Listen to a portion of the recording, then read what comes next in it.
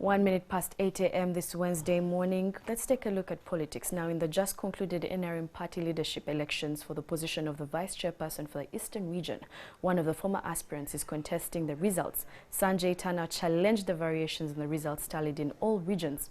The battle for the vice chairperson for the Eastern region attracted 4 people against the incumbent, that was Captain Mike Mukula, but after the CEC vetting, this position only had the former Toro Municipality Member of Parliament, Sanjay Tanna, and Miss Christine Harriet Akelo as his competitors. Joining us this morning to talk about these variations in the just concluded leadership elections is Sanjay Tanna himself. Good morning and welcome to Morning at NTV. Good morning, and it is nice being here, and a very good morning to your viewers out there. Okay. Now we'll just get right into the conversation. How did we end up here? Of course, I was vying for this position, which you have explained in your introduction. It's a position in the Central Executive Committee of the NRM, and it represents the constituency of Eastern Uganda. But the constitution of the party is coined in such a way that it's a national seat, and all those members that actually attend the conference in Nambole do the voting. But because of COVID, this time, the conference was actually decentralized, and because of that, each district voted right where they are. So they converged at the district, a place, a position in the district, maybe the headquarters, and that's where voting took place. And yeah, we went out campaigning, like you said. It was an elaborate process. There was a nomination. On the day of nomination, we were given guidelines on how to campaign. We were also given a CD that contained contacts of all the delegates. Because it was a scientific campaign, we were supposed to have contacted these people via phone and other media. And that's what we did. So after that, we went through the vetting process. The party had an elaborate vetting process. I want to congratulate the Secretary General and the Chairperson of the Electoral Commission, and of course the Chairman of the party, for that process being articulately and properly done within the regulations of COVID. We were successful in the vetting process, and we were told, go to the field. We started campaigning, and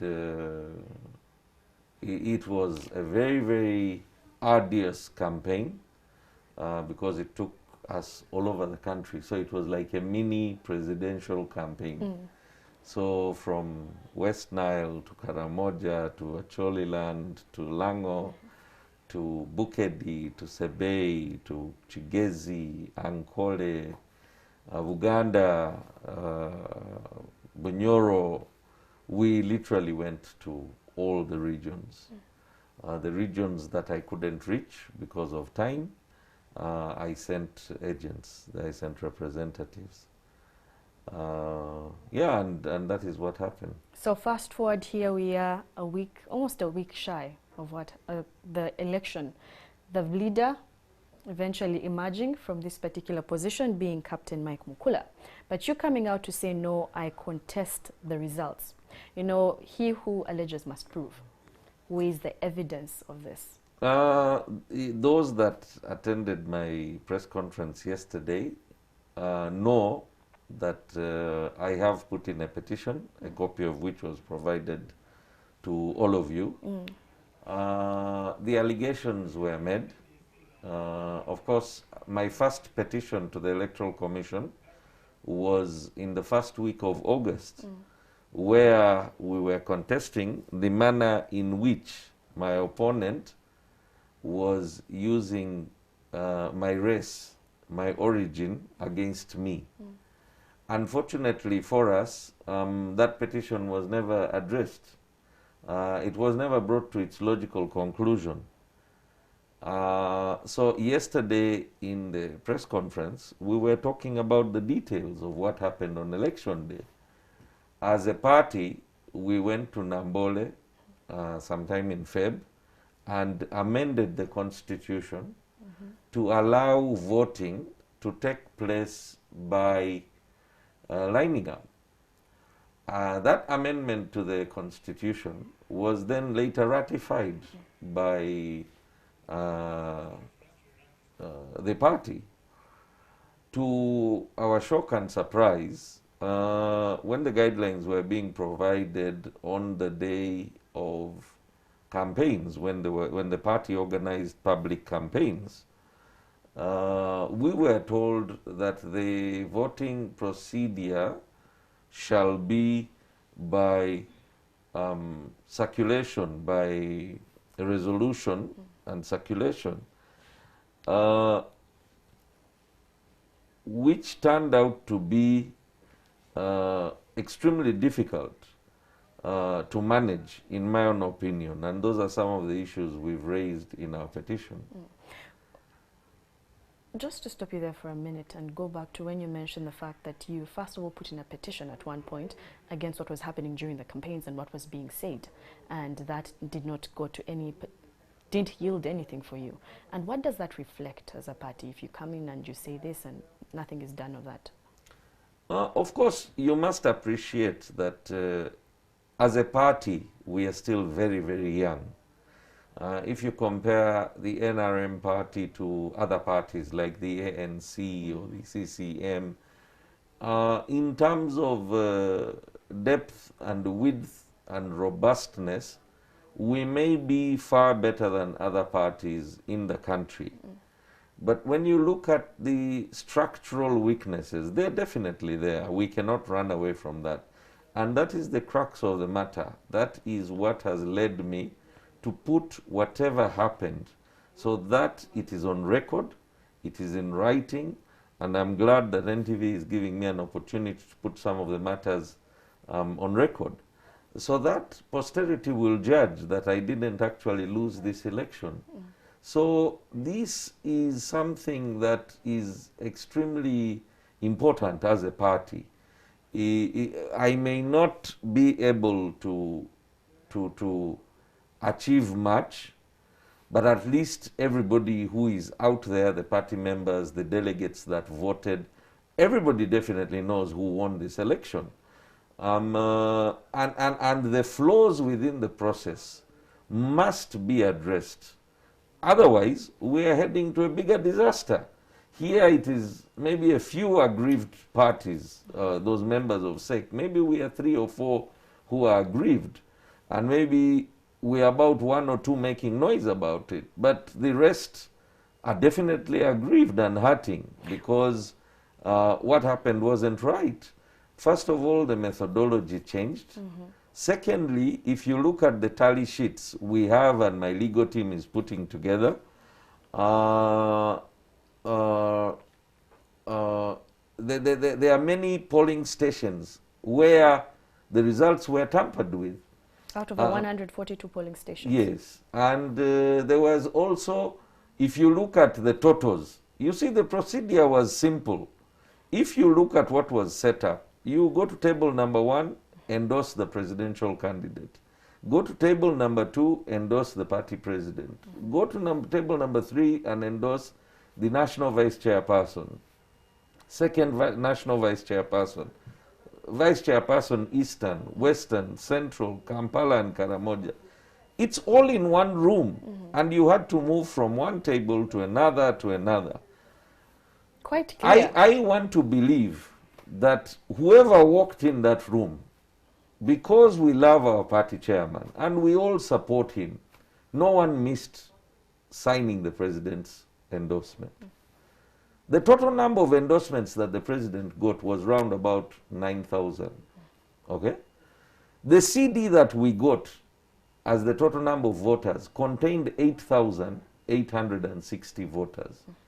The endorsements that the first vice chairperson, female, got was about 10,000.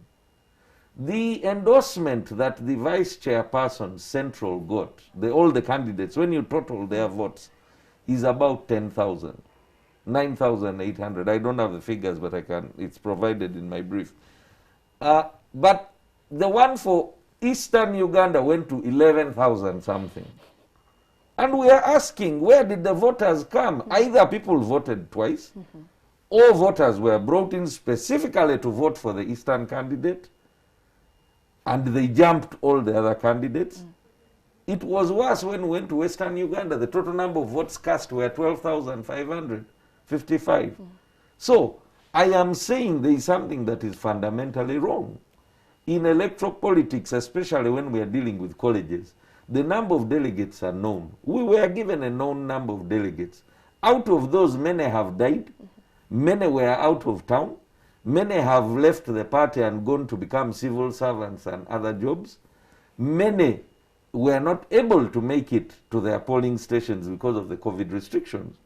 So how can you have 110, 120% voting? It is clear in any election, if you look at election statistics, voter turnout is normally between 50 to 70%. So my petition asks the party secretary general and the chairman of the party to look into this matter. First of all, there was the issue that I was abused and ridiculed by my opponent basing on my race, color, and creed. Secondly, and this definitely affected us amongst the rural voters.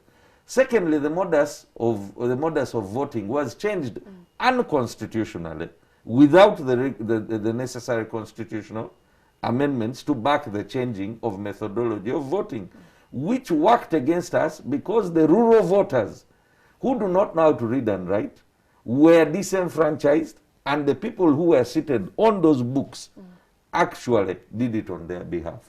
Just to stop you there for a second, when you mentioned the unconstitutional bit of it, was it raised? Had you raised it before this time? Because you see, all this was happening for the first time, and it has happened for the first time. As a candidate, as a party member, as somebody who loves the party and the leadership, you want to give the Electoral Commission the benefit of doubt. Which you gave. And I still give. And I still give. But I want the President and the Secretary General to look into these matters, because these are fundamental flaws. And these flaws have affected the results in a fundamental manner. When you mentioned putting the fundamental flaws that have been raised vis-a-vis the fact that you have appealed to the party leadership to conduct thorough forensic audits, what do you hope to attain? But as you hope for that, you mentioned things like structural weaknesses. Do you think those will come into play in one way or another during this forensic audit? Yes, because we were promised by the Secretary General and the chairman that there was going to be cameras placed at each polling station. They will clearly reveal to us that these people signed, because if you look at the handwriting, you will see that it was one person filling in the votes for one person.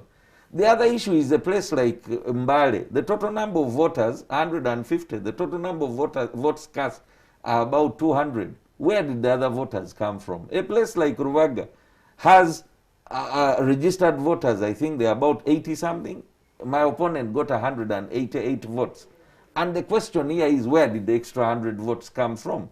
So, like I've told you, my team, my legal team at the moment is compiling a comprehensive report. But we do not have access to those cameras that were there on election day. We do not have access to the registers where people were signing. And we are asking the Secretary General and the President, who is the chairman of the party, to allow us to access those so that we can prove our case. The declaration forms, many of them, my agents, were chased, especially in Central Region. Did they give a reason? Yes. So we were told that according to the guidelines, people were not allowed to be on the table and in the room. They were told after voting, you go away. And in the process, the security organs and other stakeholders like chairpersons, district chairpersons, who had originally been compromised, so many of them, were dictating on what to be done. One of the tenets of democracy is fairness and transparency.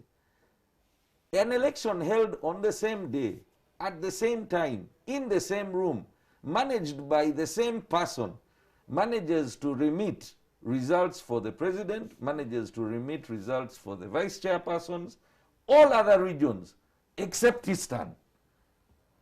Remember, all results for all the other candidates were released between midnight and 2 a.m. It was only my results that were released the next day between 2 and 3 p.m. What were they doing for 12 hours? Why is it that only my results were held back and delayed? What was happening? These are normal questions that every normal human being that participates in any contest. If there was fairness and openness, because the last we heard from the Electoral Commission was that the race is too tight. Suddenly, you are seeing hundreds of votes coming in for one person, and the thing turns around. Because at one point you were in the lead. Exactly. The next, the race was exactly. tight. By around 2 a.m., up to 2 a.m. in the night, around 1:30 to 2 a.m. And then we don't know what really happened. But why are you asking the questions? Because you mentioned democracy, fairness, and transparency. Why are you asking the questions at that point? Because there is going to be more people coming after me. I love my party, and my objective is that we need to put things right for the future generations coming. There are other elections. We are going into party primaries for Member of Parliament, for District Chairperson, LC5. You wouldn't want anyone to go through such a situation that I'm going through. You just used a particular term earlier on when you mentioned that there's a bigger disaster looming. Yes. And do you allude to the fact that the part in which the party is going into, which is the party primaries, do you think there will be a bigger disaster there? Of course, if at all these corrections are not put in place, I want to assume that the Electoral Commission is learning, because like I've said, this is a COVID scenario and this is a new experience. I would still insist, because let me tell you, a rural man like people in Teso found it very, very intimidating to go and sign on a book and leave your telephone number there when somebody is telling you, we will get you after this, you know. That would be the same rural man who would have lined up behind you. Exactly. So because it's a hard mentality, if you see that, okay, you've lined, he has lined, he has lined here, then you all become like a grouping. It's easier to line up, and that's why we said that this secret ballot thing is prone to fraud. This has become a bigger fraud, and that's why we are saying that if we allowed all the party institutes an independent forensic audit with a handwriting expert, it will be extremely simple to separate the truth from the false, because we have photographic evidence of many of those books and we know what was happening. We have video recordings of many of those things. And that is why we are appealing to the party president and the secretary general, using internal mechanisms to put this situation right. You mentioned that this also will help with the party primaries that are coming up, say for Member of Parliament, that will be on the 4th of September. It's quite a short time. Do you think that the petition will be able to achieve this in this time? Because next week is quite right around the corner. Of course, you see, like the saying goes, one word for a wise man is enough. I believe that the infrastructure in place within the party shall be able to address these issues. They may not revert back to me, and definitely, like I've told you, my legal team is taking it up, and I am going to make sure that we get answers, because it's not for me. It's for more than the 5,000 votes that I got, because mine were genuine. And those voters out there in the villages from north, east, central, west are up in arms. So yesterday's press conference was just to tell them, let's keep it calm. Eastern Uganda, which was the constituency for which I was standing, I won with a huge, huge margin. So I wonder how another region can determine the vice chairperson for another region. It is really, really absurd, but that's the situation we are in today. So something that we also requested, and it's part of the petition, is that the party constitution be reviewed, so that the national vice chairpersons, the two, the male and the female, can have a national constituency, But let the Easterners determine, because the Easterners have spoken.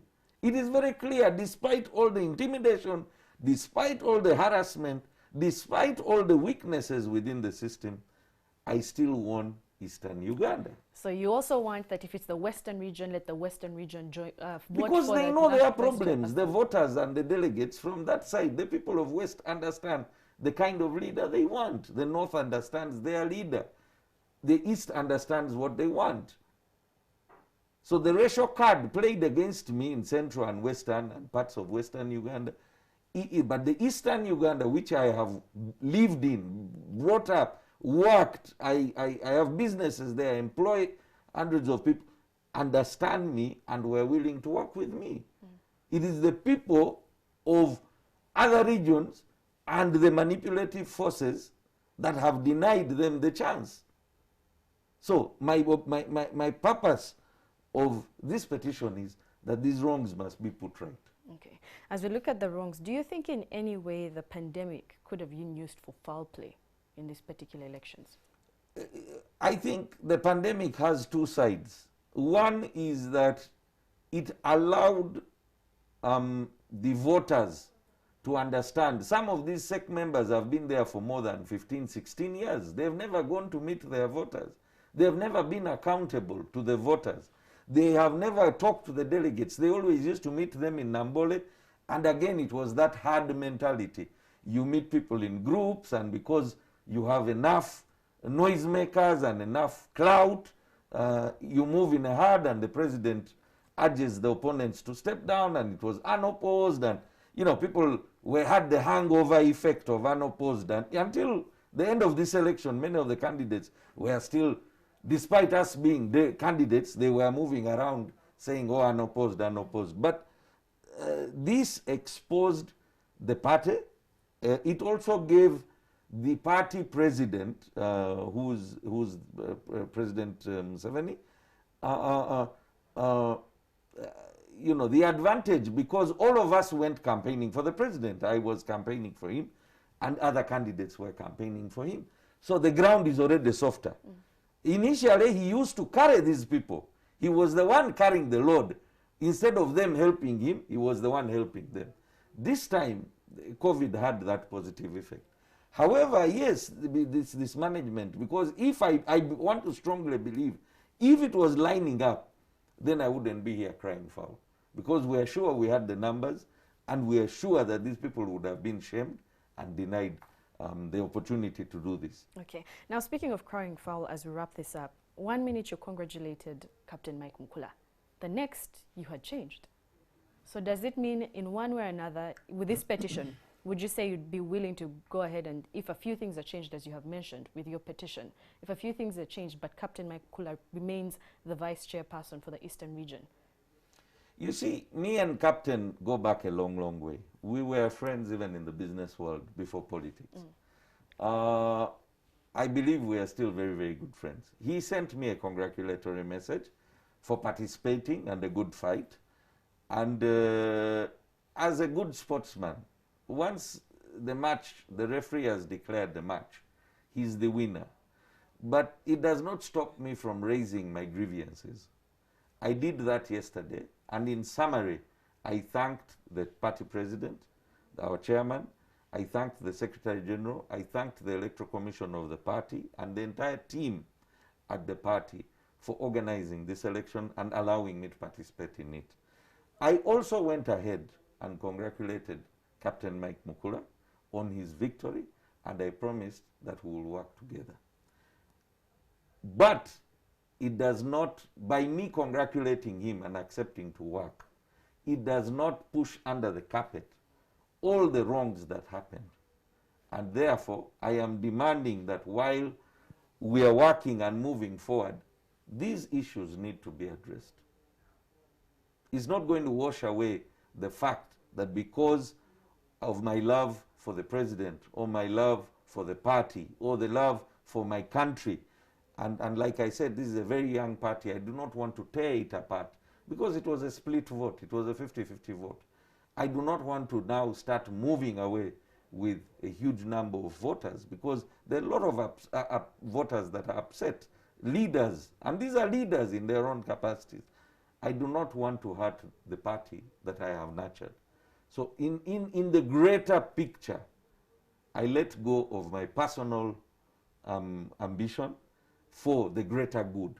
But it does not wash away all the nasty things that have been said by Captain.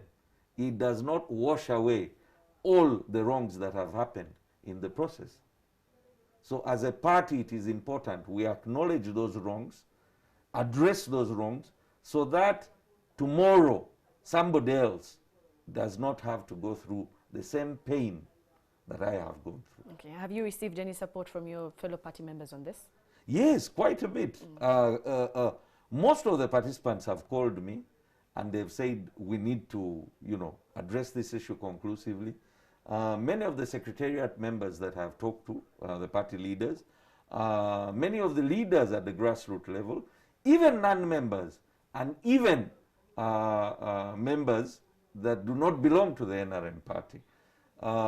Everybody understands that what happened was wrong, and everybody understands that if there is anybody who can mobilize for the party in Eastern Uganda, then it's me. It's fairly clear, it's in black and white. Okay, well, thank you so much for joining us this morning, Honorable Sanjay Tanna. We're having a conversation about the contestation of the results there when it came to the vice chairperson for the Eastern region, the winner in the just concluded top leadership elections there for CEC. We're now going to be taking a short break, but we'll be coming right back. The hashtag is Morning at NTV.